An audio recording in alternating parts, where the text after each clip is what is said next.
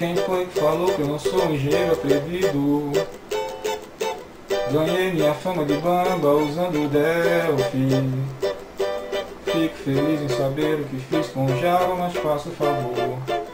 Respeito quem pôde chegar onde o César chegou. Também somos linha de frente de toda essa história. Nós somos do tempo do clipe, sem grana e sem glória.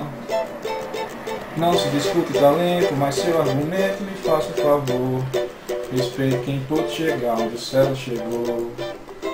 E o César chegou muito bem, sem desmerecer a ninguém, enfrentando no peito um certo preconceito e muito desdém.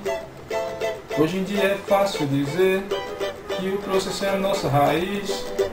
Tá chovendo de gente que fala de Java e não sabe o que diz. Por isso, leilão de pizza, respeita a camisa que a gente inovou. Respeite quem pôde chegar onde o César chegou. E quando sentar na sua baia, procure primeiro saber quem eu sou. Respeite quem pôde chegar onde o César chegou. É nóis, Queiroz.